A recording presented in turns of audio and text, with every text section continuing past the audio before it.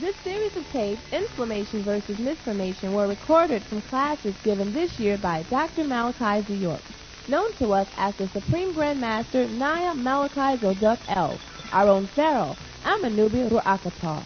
And now, listen with an open mind and heart as our Grand Master inflames you with only the truth. Allow your inner light to flow again and stomp out misformation with only the facts.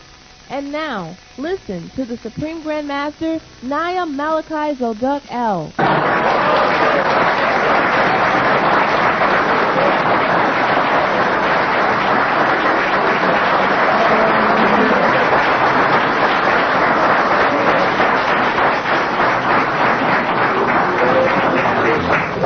Yes.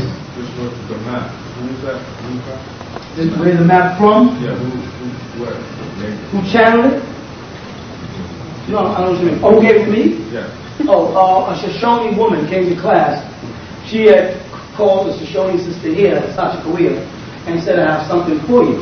And this was about 3 weeks ago, 4 weeks ago, something like that. All right? And what she did was gave her a photostat copy of the map. And when we got the map, we couldn't find the photostat copy, not as clear as we'd like to be. So we've been trying to find it. We finally found the map through her, through another Native American, in fact, came out, right, from up the road. And so that's how we got this here copy. And we was waiting for that for the whole 3 weeks. And we finally got it about 2 weeks ago, something like that. And that's how we got it. Who made it? Who wrote the map? Who made it up? This, the original one? Yeah. A young girl, they said. They had, I don't know if it's explained on here. It says a young girl channeled it. For thousands of years, the spiritually enlightened of many cultures have told of a time when the earth would go through a great change in its structure. Changes that would affect every aspect of culture.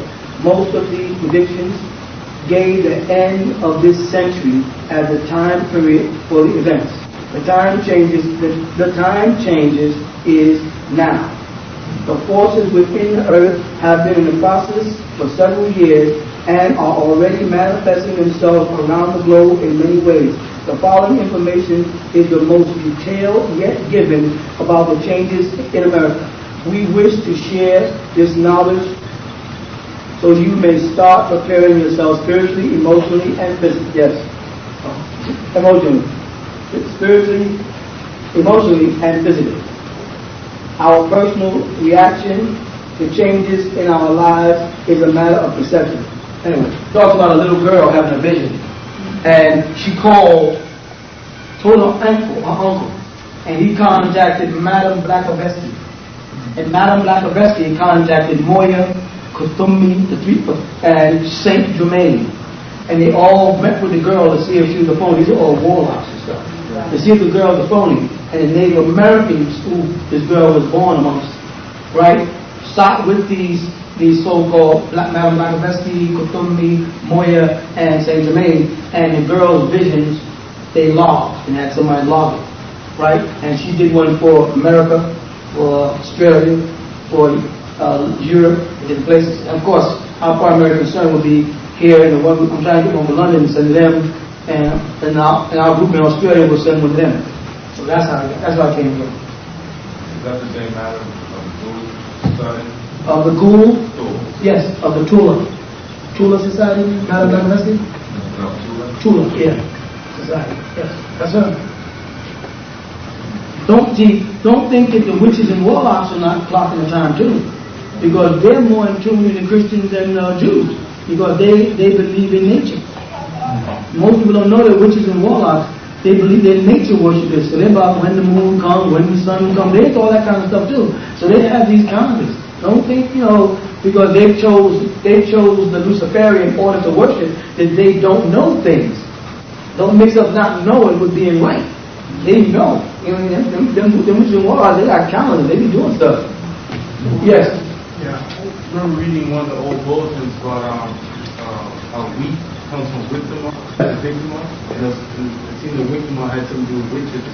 With Wicca. Can you break that down? I never really understood. No, it's just that they used to have all of their rituals in wheat fields.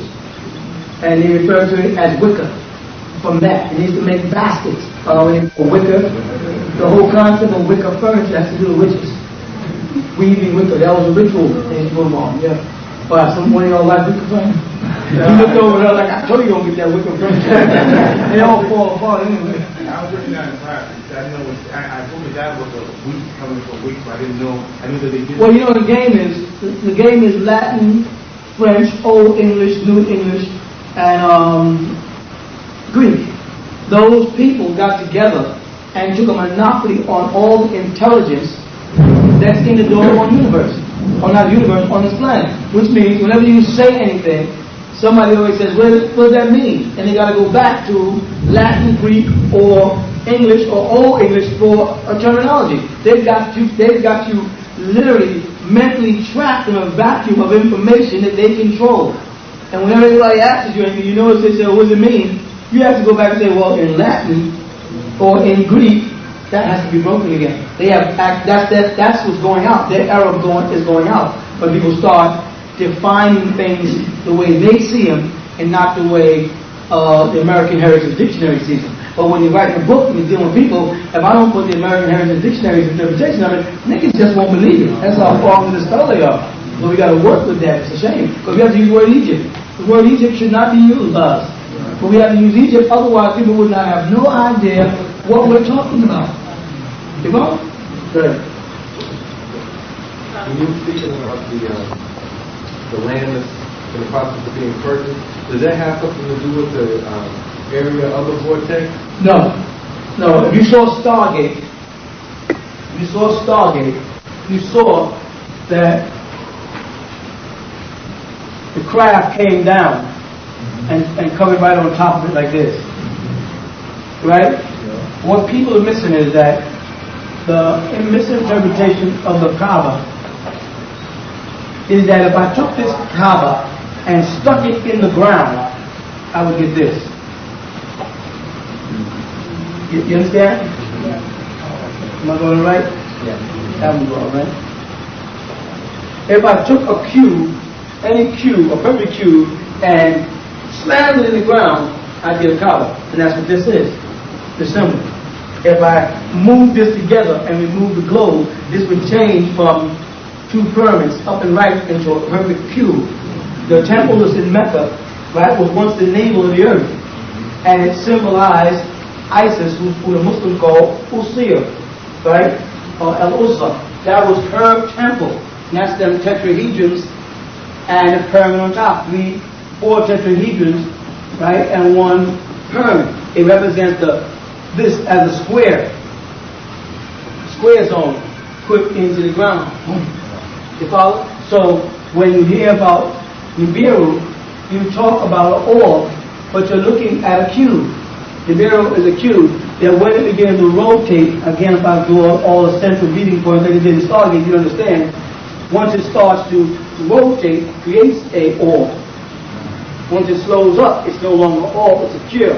And once it lands, it projects a point of itself into the ground and beneath the ground. Right? Of course, it can't do that here, because this planet is too small. But it'll send out other crafts that look like cubes and orbs, you follow? And they will come and project themselves into the ground and connect with energies beneath the ground. And then all you will see above it is a bunch of pyramids. Go ahead, Bob. Yeah, I was doing a little bit of research on Amon, and it spoke about him wanting to change the origin of, like, when you saw, how do you say it, obelisk, where he wanted to change it or put it somewhere else. That's why he went and started his temple into like a desolate area and wouldn't nobody follow him because it was just unhabitable. But what that got to do with the true? Was he right? Was he wrong? Is it in relation to this? Yes, in a sense. When you start talking about Akhenaten and his desire to move the obelisk, you're talking about, you know, an obelisk is a symbol of a penis, of the god men. All right. And men took himself in hand. In the beginning of the verse, you understand about took himself in hand, took matters in his own hand? All right. And he spurted forth And what he spurted forth was the sperm cell as the original tadpole. It went into the sea and came out of the primary egg later and went through the sky as a rocket and gave birth to the sun. These are symbolic stories.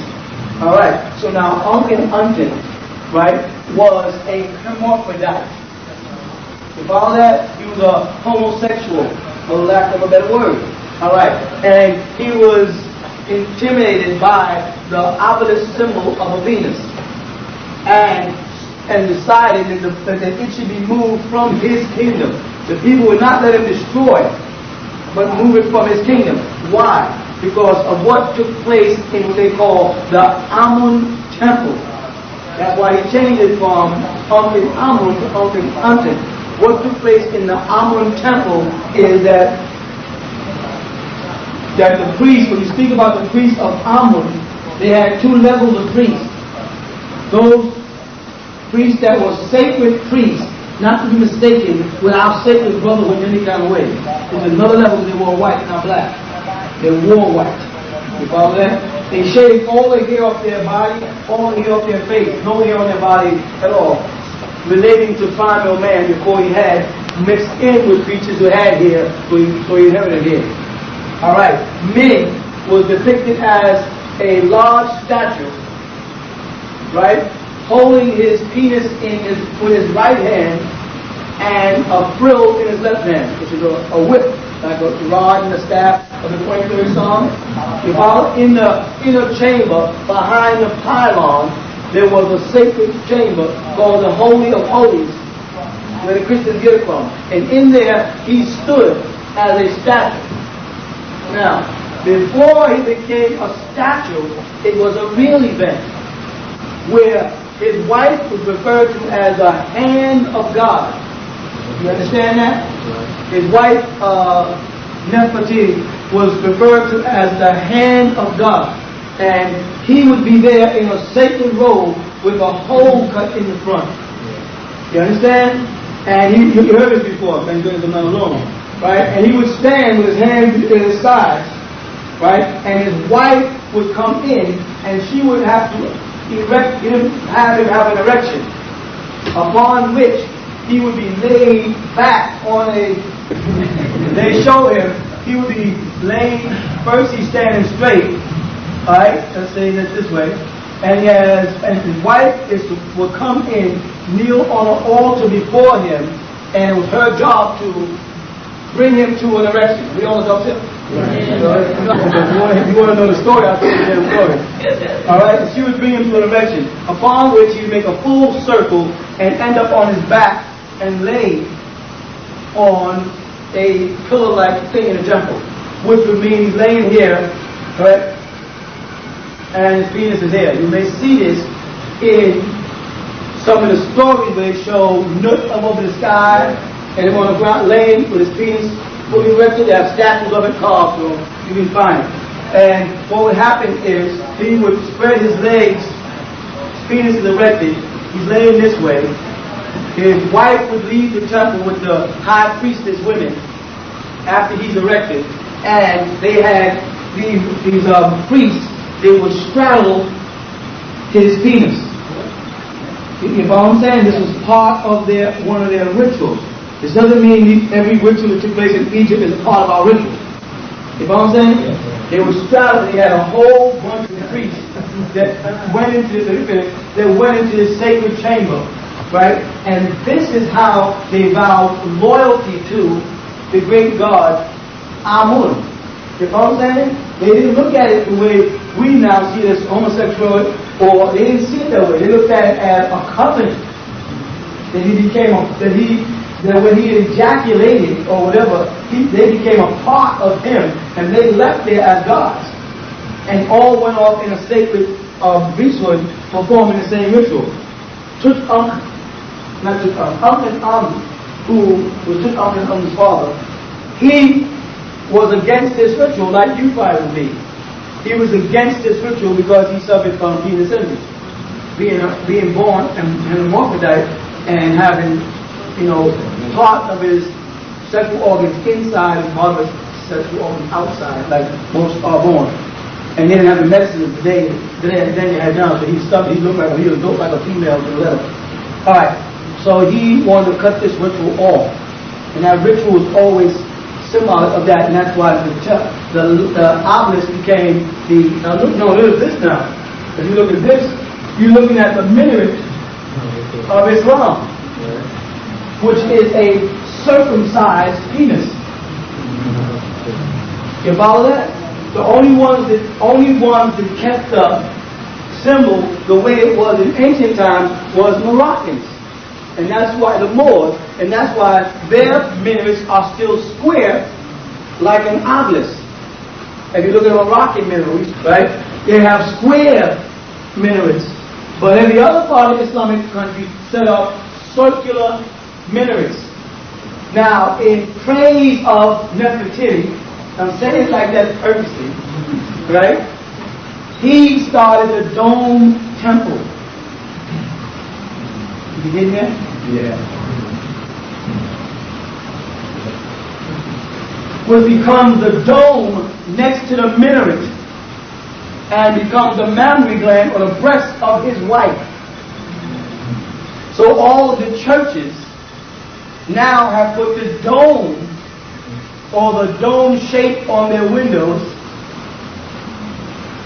which is a penis symbol of ancient Egypt, in front of your face. The rituals are still going on in high mass. This is why in the Catholic churches, those ministers never really, or pastors or fathers, never really get prosecuted for having sex with the young boys, because they're reenacting the ritual, and the hat is right there in front of everybody, the fish head. And if you look at a fish, most women would say who cook, you turn a fish backwards and look at the way his face is constructed, a fish looks like this. Then he comes down to the form. This is a what? A penis. This is what it all relates to. Always, everything. I will get to the bottom line of this for you right this minute, so you don't walk out of here and misinterpret what I'm saying. Like, this guy wants to do over there, turn this thing around and go, hold on, what you trying to do? I ain't trying to tell you nothing. You ask me our true history, I'll tell you the true story. This is the principle. Those are the three principles of existence.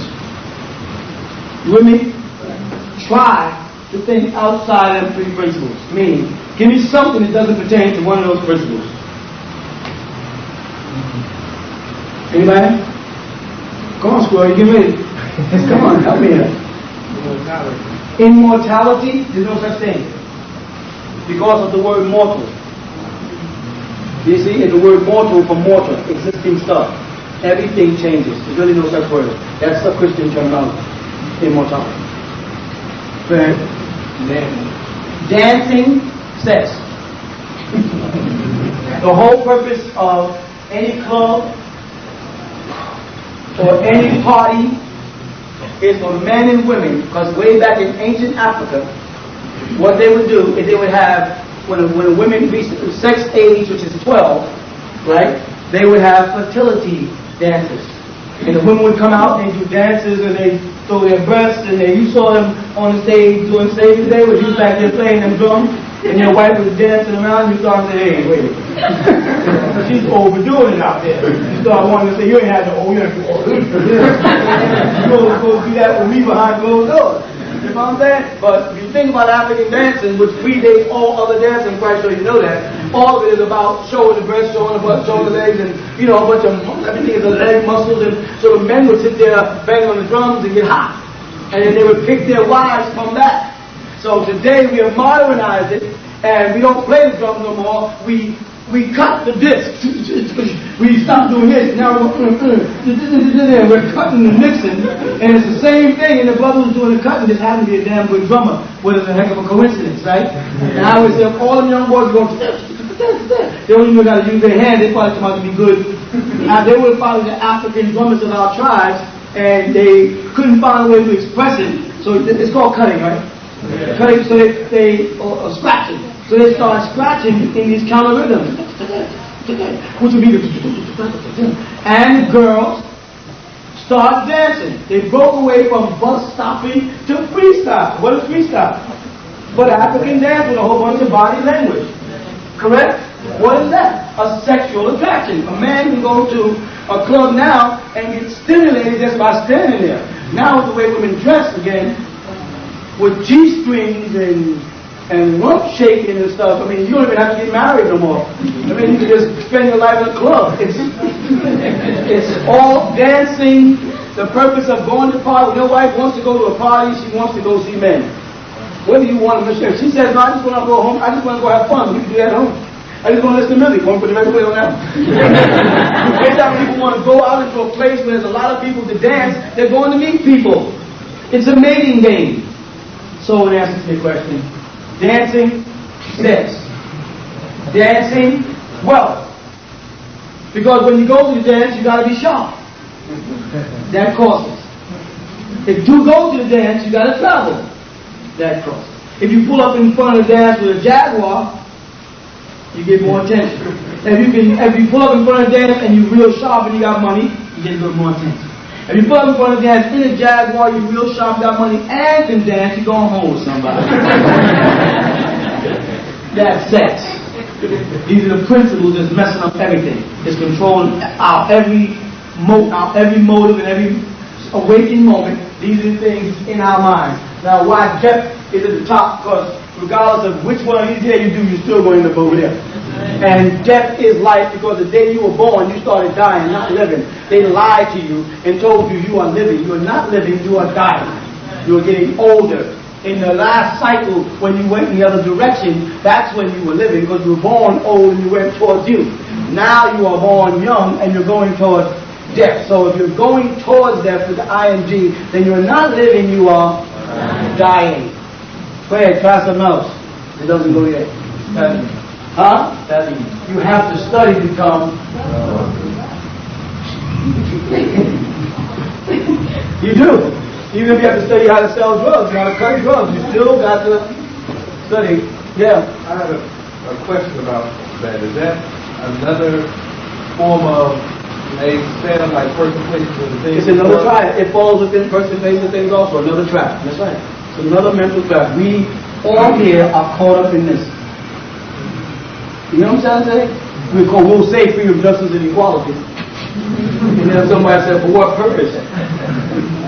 Just to be free? Free to do what? To do what I want to do, which falls back in here. You know, you ever met a man, except for homosexual, who's not interested in finding a woman to have sex with? Have you ever met a woman who's not a lesbian or whatever, who's not interested in finding a man to have sex with? Have you ever met a man or woman that somewhere within a day sex doesn't come on their mind? Because it doesn't take much for you to have sex on your mind. You can be just there minding your own business and sex can walk by. And take total control of your mind for the moment. Now, whether or not you take control of it and suppress it is a lie.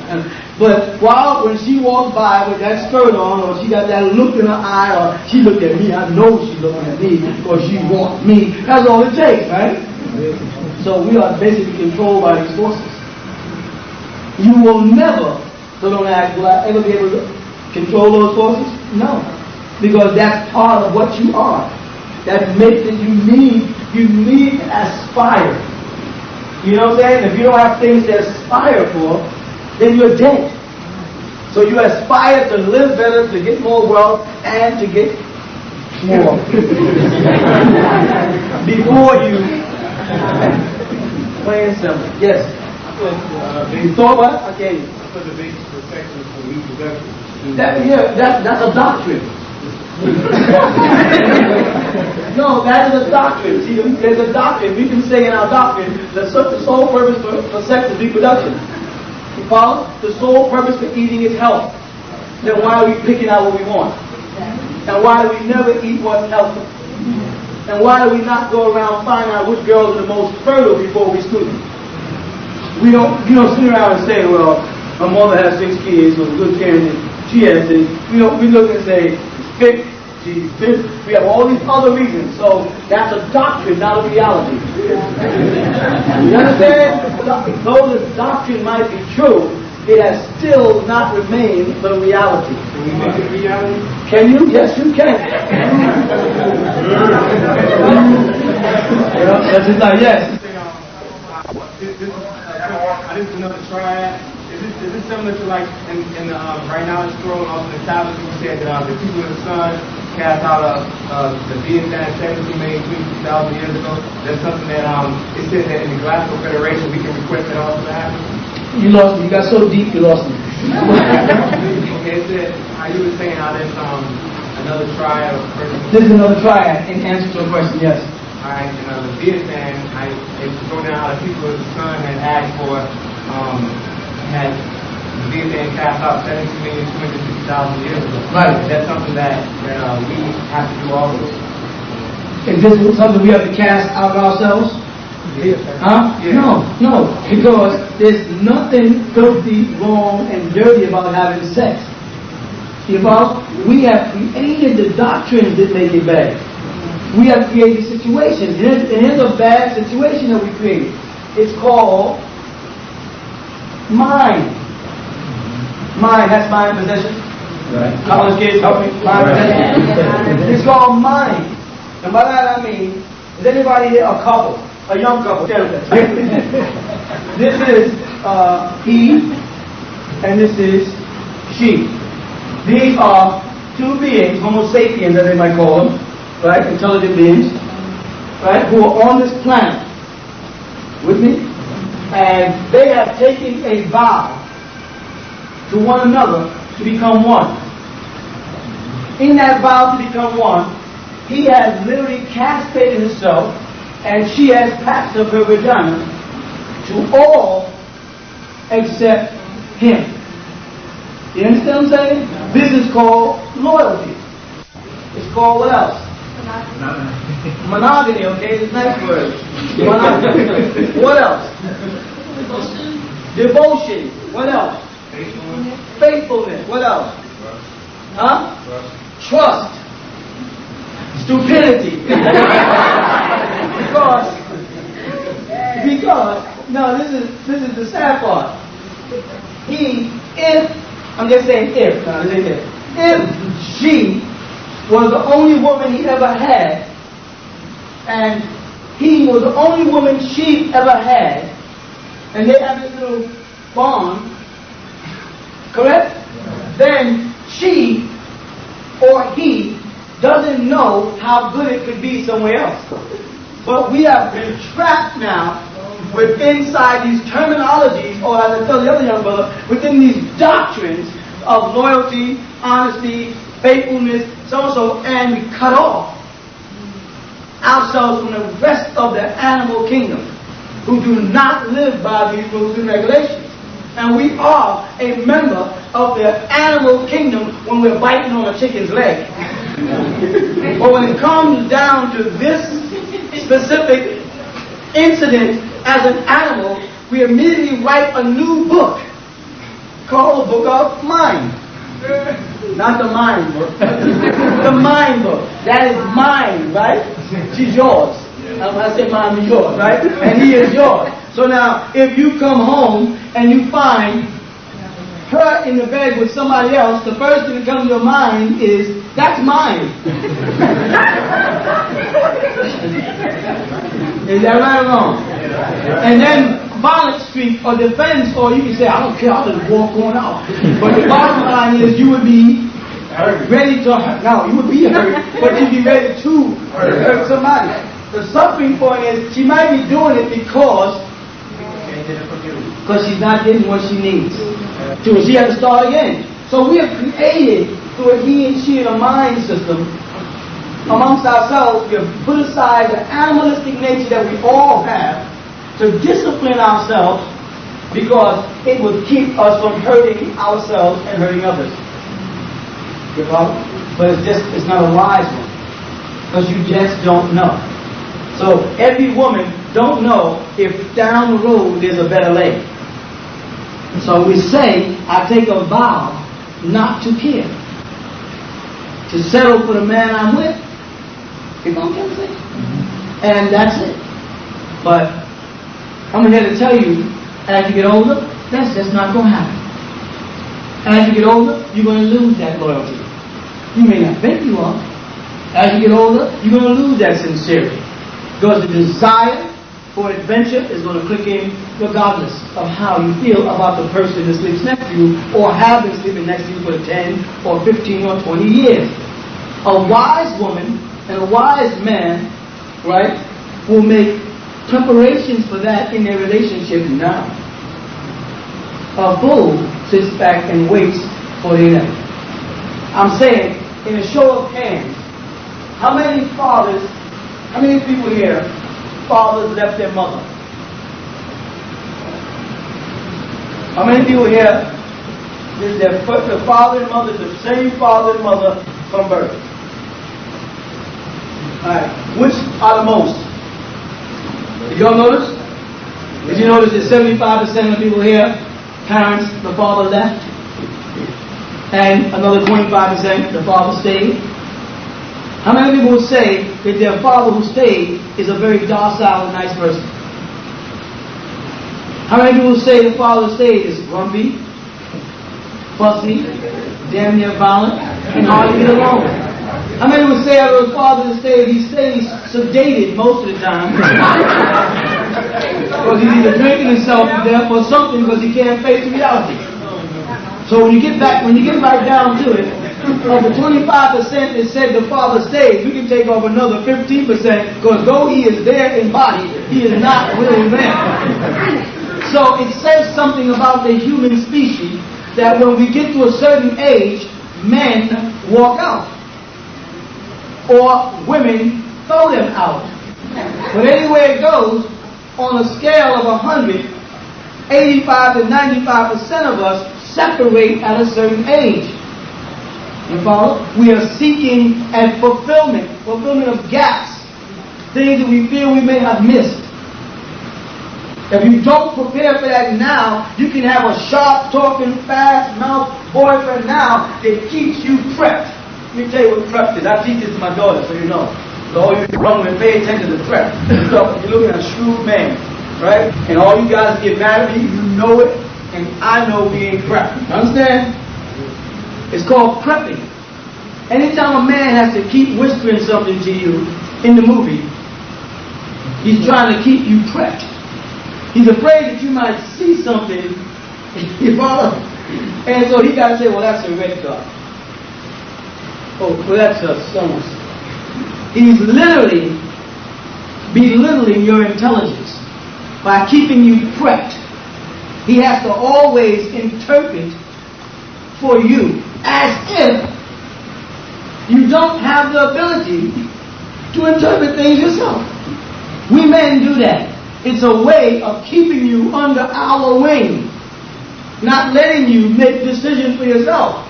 It's like, well, after this class, on the way to the car, your husband will be like, oh, this is what Papa was really trying to say.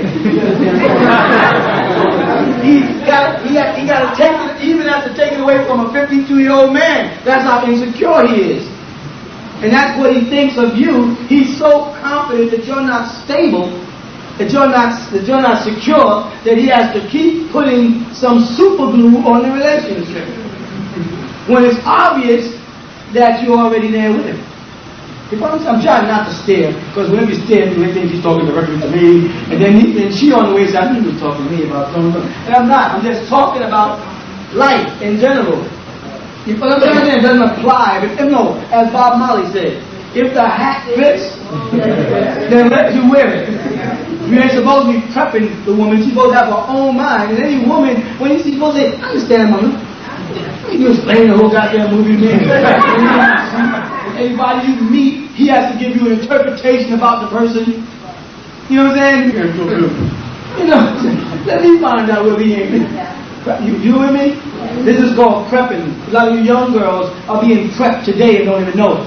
All women got tired of preps and said, listen, cut the crap. Because while you prepping me, you looking at somebody over there, nigga. And she learned to accept that reality at a certain age. Whether that's compromising, copping out, whatever you want to call it, to sustain her relationship as a mature woman, she may have to compromise on the animal side and the low likeness of a man. You know what I'm saying? It's not a dumb thing to do. It's a smart thing to do if that relationship means that much to you, I'm just saying. If it doesn't, then don't bother.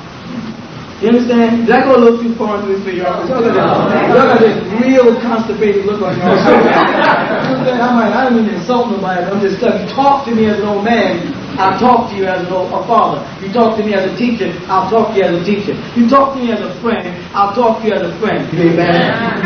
I look at life just like that. If you trust your man, you are a fool.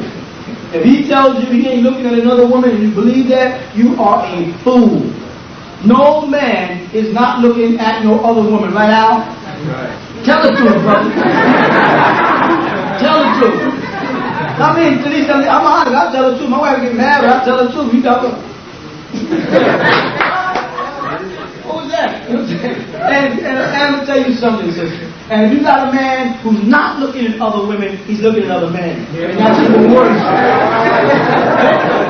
You understand? So, don't try to stop him from being the animal he is. You understand? Learn to let him know I see you. And but you know the thing? If you look, he's ready to knock your head off. That's the man. But that's the system you gotta live with. Because that's the society, the young brother back there, that's the doctrine that we have been indoctrinated with. That the man can look straighten out between the restaurant and the movie. And the woman, she look, there's no movie and no restaurant. We're on our way home. Meal. Go ahead, back in the back. Based on what you said, what would be the point of relationship? What is the point of a relationship based on what I said? I mean, because what you're saying is, based on what you just said. Yes. The fact that you just said what you said. What would be the point of relationship? I mean, as a sister, I'm saying, I'm with you. I'm with you. I'm not arguing that. What does the word relationship mean? To relate to each other has nothing to do with commitment. I'm trying to say, we have created this system. And I'm not saying it's a bad system, especially for us men. I'm not saying we got the upper hand at this point, but we have created it, and it's simply me. I have been places where I related to someone and didn't even know me. You know what I'm saying? So, if you're asking, should human beings get together and take a vow to each other, I think some should, because some do. And I think there's another group of people that have passed that. And the way they relate to their mate is on a higher level than that. They don't have to keep saying, you're my mate. They don't need to keep trumping their wife up. They don't need to keep, they don't have to keep reiterating that I'm in control. I think they begin to reason better than relate. You know what I'm saying? So I'm not saying y'all shouldn't be married, you don't go to school and everybody. That's not what I'm saying. You're talking to me about a piece of reality. And my job is just to teach reality and facts. I'm teaching the reality. That's why I said we don't get offended by the truth. I will teach the truth, though it's bitter, because it's the truth. You know what I'm saying? If you find fault with it, work with me with it. But I'm going to only say what's real, man. If any man tell you he's not cheating, he's a liar. If any woman tells you that she don't peep, and now women are less apt to run around and screw anybody in the neighborhood than men are. Because of the consequences, not because she won't do it. You understand? Because the consequences is great. Most men say, if I catch you, I'm breaking this knife off in your head. The best thing a woman do, curse you out, throw some at you, and leave you, go home to a mother. 3 to 6 months, you got it back. In that 3 to 6 months, you had a vacation from it anyway. So you can start all over. So it's a very, it's a very male type of system set up. And that's how men are. They don't want you, don't want nobody else to have you. Man, huh? A woman's going to try to answer that fast. Stand on one hand. That ain't got nothing to do with freshness. Okay, go ahead. Let me tell you what I'm doing then. All this philosophy crap. What I'm trying to say to women is, don't let men wear your stuff out. And what was once fresh is no longer going to be exciting. There should be intervals of sometimes months where you don't have sex. with it, you understand? And you come back with a fresh relationship. That's all I'm trying. I'm not saying it has to be 6 months. I'm not saying it has to be. I'm just saying if you are there available at all times, you are on a chain